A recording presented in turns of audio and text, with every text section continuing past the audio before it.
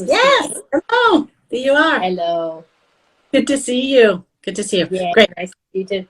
All right. So this is my first split person live, but it is nice to meet you finally. So whoever watches, and oh, we have some other people joining us, and we'll save it. We'll share it later, and I'm also going to put it on YouTube. I'll do some editing, but I'll put it on YouTube. I'll make sure to include all of your information.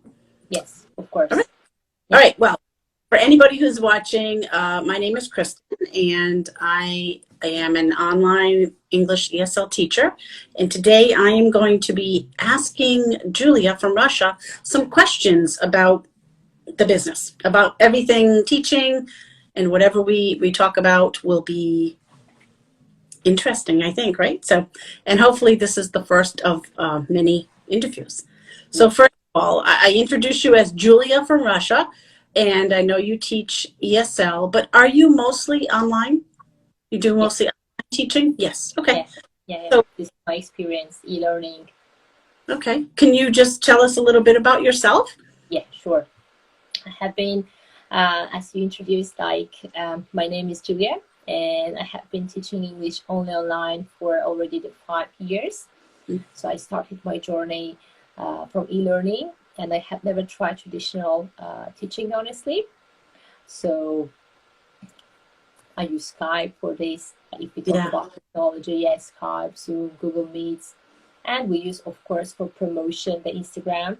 Mhm. And now the YouTube project is in process. So Yes. YouTube is it's such a lot of work.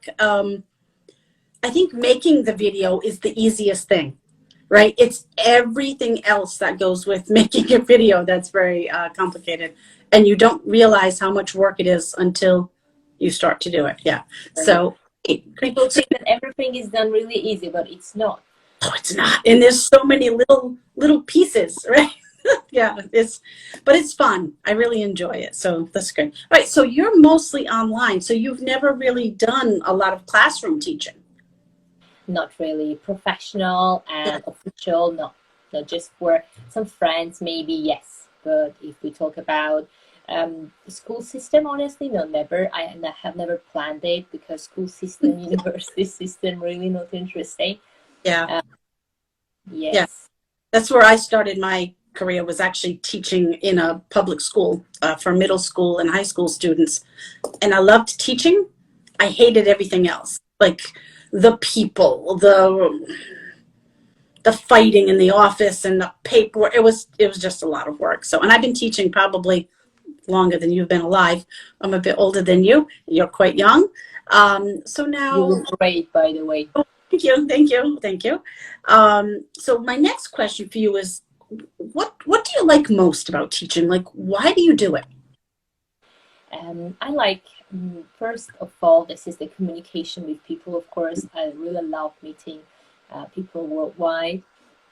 And if we talk about why this profession, why I love doing the ESL teaching, this is just because, I love going with students step by step, helping them to reach their goal and to be a part of this work, to realize that you can do something that makes someone closer to their dream. Yeah, And this is really amazing. yeah, it is. Do you work with just adults, mostly adult students? Mostly, yes, but Yeah. the last 2 years of my, let's say, the career, I started working also with children 5 years and older. Older. Okay. Which one do you like better, children or adults? Honestly, working with adults. Yeah, me too. Yeah, me too. I even knew that when I did my original teaching degree back in for my bachelor's of arts. I did middle school and up, so that's like 12-year-old and older, and I really love like 16 and up. So let me see. We got some questions. We'll go back and look at those questions in a little bit too, see if we can answer them. All right, and you still do it all online though, even for the children? Even for the children, really. After the pandemic, my children's students really increased a lot. And I Mm-hmm. love this approach of parents too, because I definitely think, and I'm sure that future education is online. So Oh, absolutely. That's why I transitioned. Yeah, definitely. Definitely. Okay. What do you think is the most challenging part of teaching and specifically online because you're not with the person, face to face? Well, this way, but not in the same room. What's the great. biggest? Actually, I don't see like a challenge in online teaching, but what kind of problems we can have? It can be just internet problems sometimes. Yes. Electricity went off during the class. The application is not working. So such kind of problems we have. But if we compare traditional classroom with online, uh, I see lots of advantages in online teaching, both for Hmm. students and for teachers. Saving the time, having everything in your technology, in your computer. So this is really really comfortable. Yeah. Yeah. Oh, the internet issues. I teach privately. I freelance. I teach for a company too, and I think every day I say, "You're muted. You're muted. You're muted. You're talking away," and I'm like, "I have no idea what you just said because I can't hear you." Yeah. Yes, yeah, this happening. People are going to be familiar more with technology nowadays, thanks to pandemics. Uh, yes, But that's where the kids are better, right? The younger people. yeah, they yeah, can't, yeah, they're learning on these devices, so they're starting with internet. yes. Yeah, yeah. All right, cool. How do you motivate your students to do the work? Because working with adults, they're busy, right? They've got lots of other things to do, and they don't have to be in a class, so they want to be. So how do you motivate them? I always recommend them to learn the language in a enjoyment. For me, the learning process mustn't be difficult for you. You don't need to push yourself to do or to watch what teacher recommend you. I always say, if you like, for example, watching dramas, choose one drama and watch it. I don't need to recommend you watching football because if it will be boring for you, yes, you will not learn. You just give up and say, okay, English is the most difficult language ever, so I'm not talented for this, etc. This is the way that I'm trying to use, and also I'm trying to have some psychological talking with them, understanding what is the real need, and don't put one way or one methodology for everyone. Mm, Trying to prepare something individual that will be really interesting for a person, because they give money, they give time, and you say they are really really busy nowadays. We are all in rush, and having enjoyment is important, entertaining is important. So this is the way that I try to motivate them. yeah, you're absolutely right. And making it fun, and people learn in different ways, right? Yeah, Definitely, yes. absolutely. All right. What's your teaching style? Describe your teaching style. Teaching style is more connected to learning. Firstly, I teach English only in English. So as you know, as Mhm. online teacher, I'm meeting people worldwide, and we don't have a third language to communicate. So this is the best way that I use. Also, our materials are based on only in English teaching from Oxford, from Cambridge, without any translation for them. And we are trying to learn English with mostly the speaking way. You know, yes, trying to use different, as I mentioned also before, some kind of real conversations from movies maybe, or specifically listen the songs. And we spend only I try to spend also only the small amount of our class time for the grammar. Grammar is important, but I see some students are complaining, yes, about too much grammar at school, at universities, traditional courses. So this is so sad. And only 10 minutes of 1 hour on typical individual Mhm. class, Yeah, we are spending for basics of the grammar. But mostly we are 70-80% of the class student usually speaking. perfect. Yeah. Yeah. Somebody asked a question, and I apologize. I did not see the name. but I did quickly write it down. They asked, do you use what you would consider the communicative approach or more of an eclectic approach, which is a mixture of everything? What do you think? Actually, we are trying to use mixture. I just saw the name come across. So Multi-Minds 2018. It was their question. Multi-mind. Yeah. Yes. Actually, I try to use mixed one, but mostly it's a communicative approach. Yeah. Yes. Yeah. And classes, the teaching style, you ask the question, try to have more student focus. Good. Yeah. Not what I have in my brain, what my student wants from me. Yeah. And this is actually more related to communicative one. Yeah. I mean, I think being online, we have to be even more communicative because we are not physically there in the same room. So it is really based on communication, but I definitely, okay, so Multi-Minds 2018 is Kareem Zaibi. Very interesting questions. From Tunisia. Yeah, some great questions. So they also asked, do you teach each of the main 4 skills? So I assume they're meeting, reading, writing, speaking, and listening. Do you do them each separately, or do you kind of combine them into, a lesson? We combine everything in a lesson. So in 1 hour, we try to do everything. Don't add writing from the first classes. Yeah, writing surprisingly takes a lot of time to set up properly. And if you only have 1 hour, you do everything, and then you're ready to write, like 5 minutes left of class. You're like, yeah. So, yeah. And also Multi-Minds is a senior teacher of English, I'm assuming, in Tunisia. All right. Great. This is an interesting one, but is there a particular kind of student that you do not want to teach? Honestly, no. I have never had such kind of situation. Yes. Because how I consider my work, we have business relationship. It is like having a shop. You understand that customer is first and customer service is first too. For that reason, I take it not personally, just the business communication. For that reason, I'm not really, I can work with everyone. I consider myself quite a friendly person. And this person said you're lying. He's my student. He's kidding.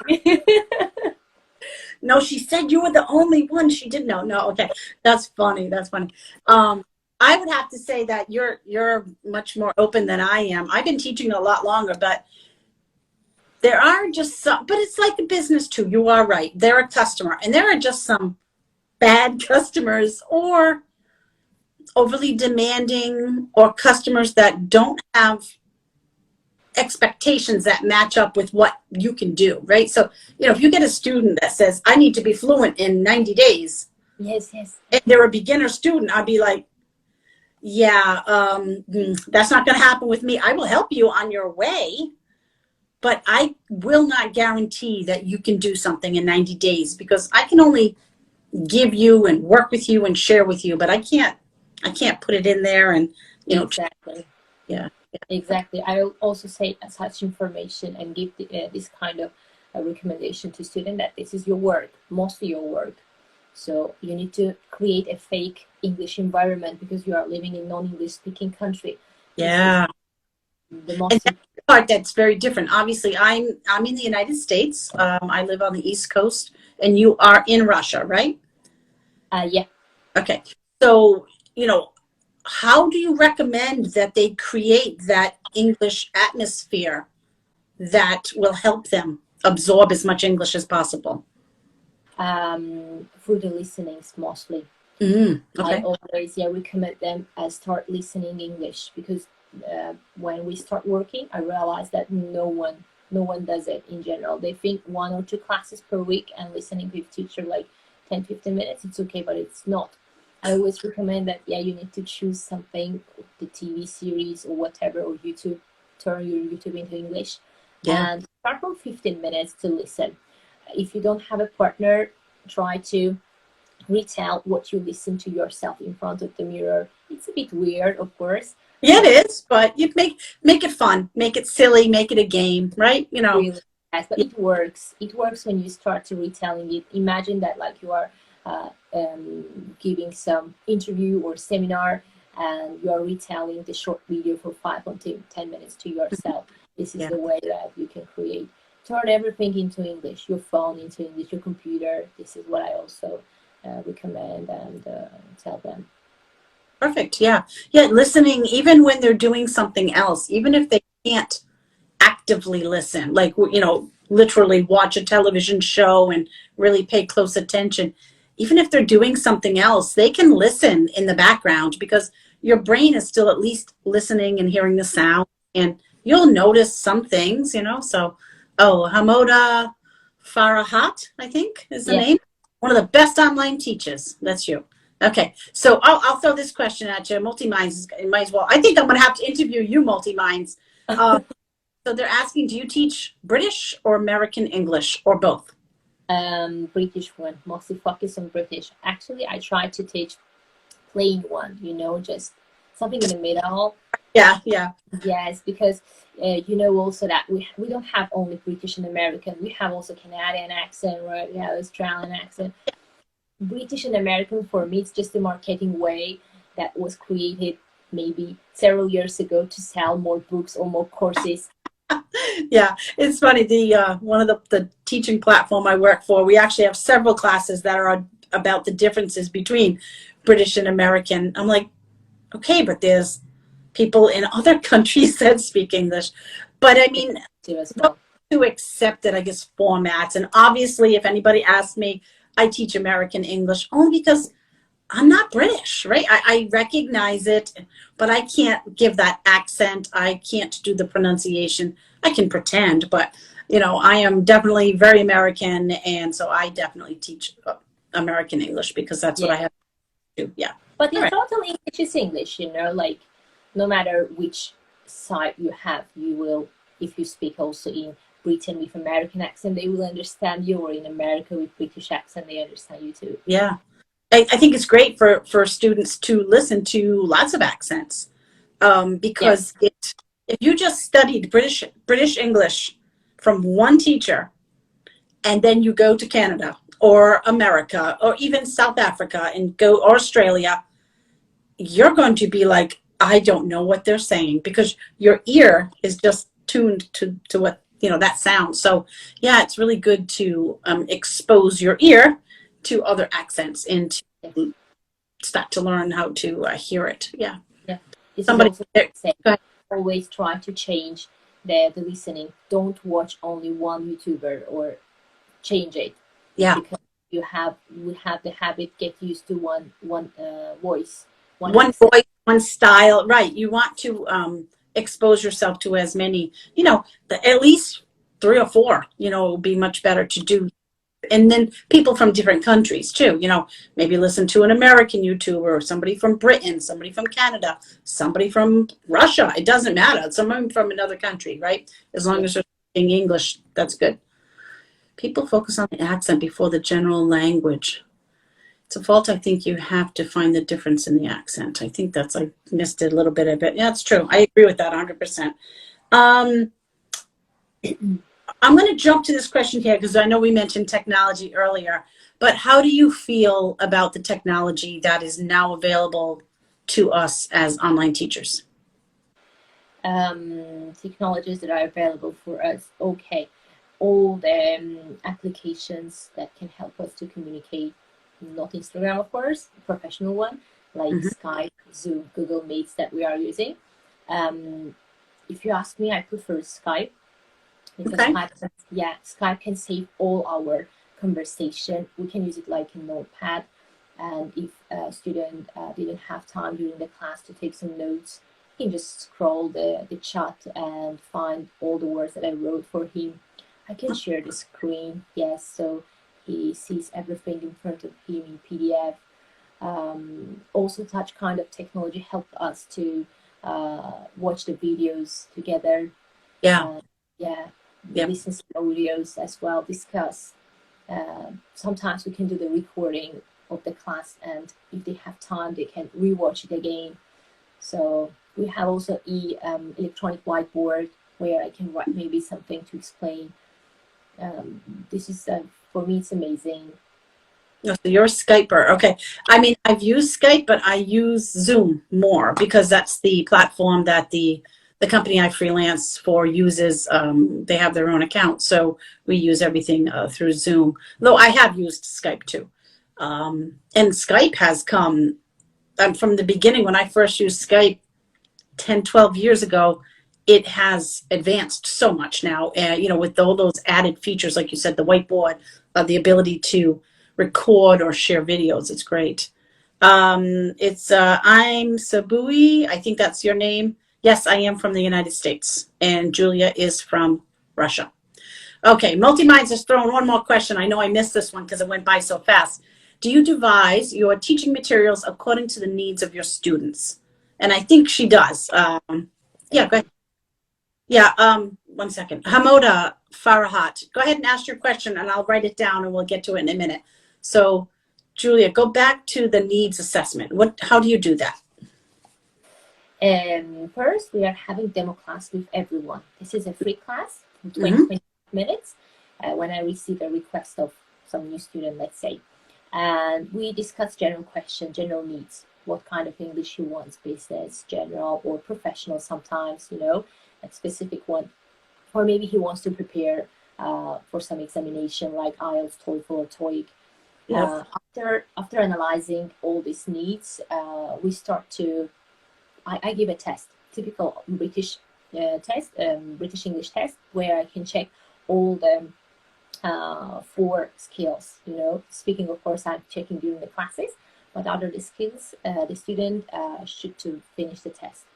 So after we start, we are using materials that I mentioned also. Usually I'm following the books of Oxford and Cambridge, sometimes Macmillan too, but it depends again.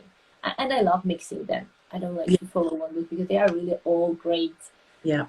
And, Okay. so we start work, and during the working process, we can also change, of course, if we see that something is difficult or easy, or when I realize, because this is the endless process, endless analyzing. From class to class, you see, yes, the new character of your student, and you want to add something more, or you want to remove something. You say, no, it's not his style. Yes, this is the way. Perfect. And I know you had already kind of mentioned about how your classes are individualized for each, you know, at least for private students or group students of the same ability. So, Akshay, I know I missed the last part of your name. He wants to know, do you have any students from India? From India, unfortunately, only maybe immigrants went to Canada or US. I had such kind of practice, but exactly from India, no. No. Okay. Yeah, I've had students from India, but I've worked with one privately here. It was a businessman that I was helping with his writing, and also I've had lots in my classes too. Oh gosh, that comment went past too far. Let me see if Hamoda. Sometimes when I read, I know that the meanings of the words, of the individual words, I'm thinking that's what you're saying, but didn't get the idea or get the main idea. Yeah, how would you solve that? So Hamoda is saying, sometimes when I read, I know all the meanings of the words or the statement, but I didn't get the idea, the main idea. He didn't get, so he got all the words, but he didn't get the main idea, right? When he's reading. Maybe the problem is a lack of active English skills. Okay, yeah. I guess maybe he's reading a lot, but it's like, you know what? It's like hearing the joke if you are not in English culture and don't understand it. It's No. similar. I tell all my students, if you start laughing at some of my really bad jokes, you have upper level English skills, because jokes, humor, irony, sarcasm, those are the top level skills of a language. And if you can understand in another language, then you're doing good. Yeah, I agree with you 100%. I think also about the reading, it might be that you're spending too much time reading word by word. You want to now start I know there's probably a term for it, but expanding your mind and your eyes to see things in chunks. Okay, so see sentences in that. Yes, Khalid Press. Yes, we'll be saving the live. I'll be posting it, and I'll be sending it to Julia so she can post it too. And I'm also going to put it on YouTube. Probably, maybe Facebook. I don't know, but yeah, we'll definitely share them. All right, so we're going to start wrapping up a little bit because I wanted to keep it around half an hour, and we're already almost there. So, have you ever had a problem with a student Um, in any way? in any way, yeah. If you talk about the conflicts, not really. I'm not a conflict person. Yes, and I'm a great problem solver. Thanks to because I'm also interested in psychology, and I'm sure that if you are a teacher, you must have some psychology knowledge. You We are know, psychologists too, right? Yes. really, yes. It's like this is a bonus. And no, I faced with some students who really didn't know what he wants. For example, one month we did general English. After he said me, okay, let's turn to business one. After he said, no, it's not really the English, or I don't have any improvement. It's such kind of, let's say, difficult customer in a short language. Yes, I had. And was the same. I tried to speak with him, not just cut the collaboration. Try to speak with him, try to again analyze what is the problem, why he's changing, and try to explain that, like, changing without any improvement and little improvement, it's really wrong. And we must focus first on something, and we should give time to ourselves. Yeah. Because you cannot build a house in 1 week. You need to wait, and it must be step by step. This is sometimes people, even they are adult, but they don't understand this, that they are very motivated and they need to see the result in a short time. Yes. If all of us could just go to the store or go online and buy another language, boom, right? That would be great. But yes, it takes even more time as an adult because of everything else that we do in our lives. And I think a lot of that is due to expectations, right? They have these expectations that are unrealistic, that they're going to be fluent in, a perfect business English speaker in 3 months or something like that. And please, for anybody who's watching this or watches this later, if you see ads or posts like that tell you you can go from, beginner or low intermediate to fluent in 3 months, run. Okay, don't sign up, because can you improve? Absolutely. But can you get to a level where you might be considered fluent? Probably not. It takes a lot longer than that, and it's a lot of hard work. So, yeah. Or you should just spend daily maybe 4 or 5 hours on, or more. Yeah. Or make it a full-time job, right? Yeah. I mean, could you become fluent a lot faster if you put yourself into a total English immersed atmosphere, and that's all you did? Maybe. But most of our students don't do that, right? They don't have that chance. They're trying to improve English to go to school or get a better career or expand, learn skills. So to improve themselves in some way. So, okay, we'll wrap up with this question. Multi-Minds, he's asking, for time management, is it also a problem or in online teaching as it is in, face-to-face?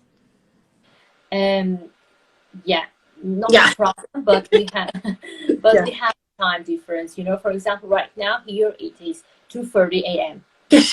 All right, everybody who's ever watching this, for me, it's almost 6:30 at night, like supper time, right? 2:30 in the morning for her. I'd already be asleep. But I think what they're saying too also is so that you have changed your life schedule and your sleeping schedule to be able to take classes. I think that's great. I'm too lazy to do that. I fit them around my schedule. This is my usual working hour, for example. I usually finish at 3 or 4:30, for example. Yes, because we have different time differences with students. Yeah. So at the beginning it was difficult, but now, as you said, I changed my habits, the routine. Yeah, you created a new schedule. Yes. But it is not related to all the teachers. So if I don't want to teach at night. I just cut the students and I don't. But I'm really passionate about that work. I really love it. So for me, there is no problem at all. And I, again, try to be flexible because of the student needs all the time. Yeah, absolutely. Yeah. You'd be surprised at some of the crazy things a teacher will do to make sure that they are there to teach your class, right? I have left dinners, I've raced home, I've started a class on my phone while I was like, somebody else was driving, okay? But you don't want to miss it because their time, that it's time is precious to them, just like it is to us, right? So, all right. Well, that was wonderful. I'm so glad I got to know you and talk to you more, Julia. And we've planned. Oh, great. It was great to meet you and have a lot of these questions and some of your students. And I know we've planned to do it the other way around where you might interview me in the future. It'd be fantastic. And I will include, all the links to your Instagram, and I will probably be putting this on my YouTube channel, and that will be in the comments too, that everybody can check it out if they want to. Right. All right. Thank you for your job. Yeah, thank you. Oh, you're welcome. You have a wonderful rest of your evening or morning. I don't know, right? And and I have company coming over. It's we call this family game night tonight. We play board games on Saturday nights. We're so exciting here, right? So have a rest. All right, Akshay. He said he wants to get in touch. All right, you have a wonderful rest of your day, and I will talk to you soon. All right. Thank you, Kristin. Take care. Right. Thank you again. Bye-bye. Bye-bye.